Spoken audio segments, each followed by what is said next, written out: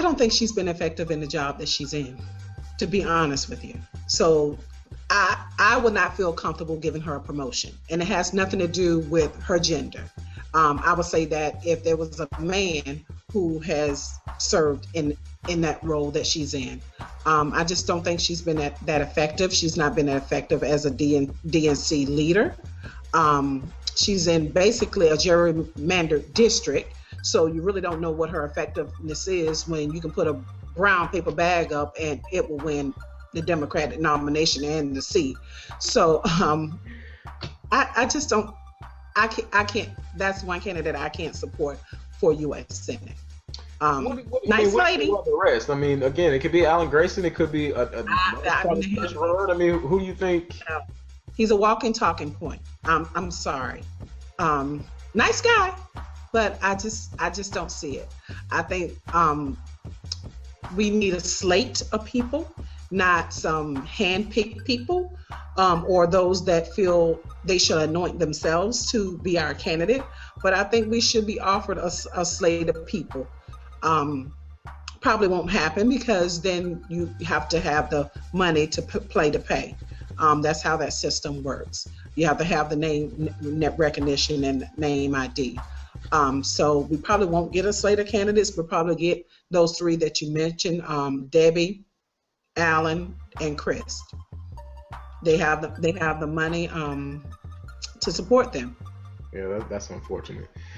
I want to end with this, and this has been such a wonderful conversation, and we could probably talk for another hour if you didn't have some kids that you had to tend to, and I didn't have some children that I had to tend to as well. But I want to ask you a question as to how we pick candidates, and this can go locally, statewide, federally as well.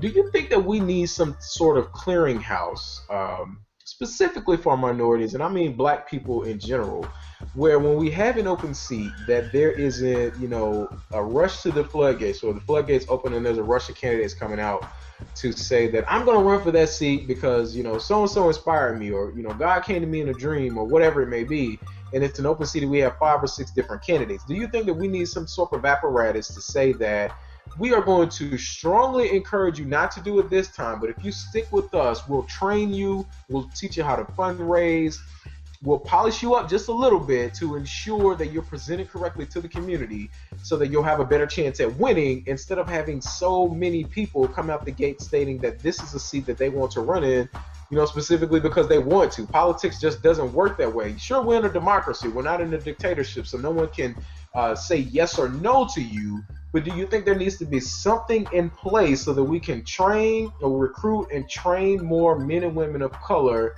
to run for office? Yes and no. I think we need something in place where we're training people who have the desire to run for office.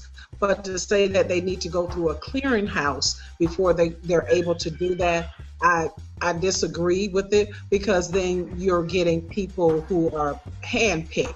It may not even be who the voters want. I prefer if we create a system where we're training people to run for office. That way, if they want to, they can go ahead, and then we let the voters decide. The clearinghouse for me, would not be good for our community. Let me ask you this then. Why do you think that we have that dynamic? Why do you think that when an open seat, specifically locally, and it happens everywhere, not just necessarily in Orlando, it happens in every single state, usually in communities of color, why do you think we have that? Some may view it as an issue where you have maybe anywhere from 3 to 5 different people, in some instances 6, running for one seat, when sometimes some of the candidates are, exactly the same. They both stand on, the same platform as each other. Why do you think we see that so much in the Black community? I think it's because we have a limited number of seats to run for. You're talking about if you have say, for example, 50 seats, and of the 50 seats, only 6 of them, are heavily minority or black seats, for lack of better words. You're going to have an influx of candidates. And then when you have people that, been eyeing the seat for a long time, and you don't even know about it, then you have this influx of candidates come in as soon as the seat become available. I think it's a supply and demand thing with us running for office, and minority districts. They're very few, so you're going to have more candidates. If you look at other districts that are predominantly white, you don't have as many people running. You may see 2 to 3 candidates, and one may be Democrat, Republican, Independent, or Green Party. It would be somebody from each party represented, versus when they run in our district, they're all Democrats. They all been waiting for this one seat to open up that's been held by somebody for, anywhere from 4 to 8 years. So it's just a supply and demand thing with us.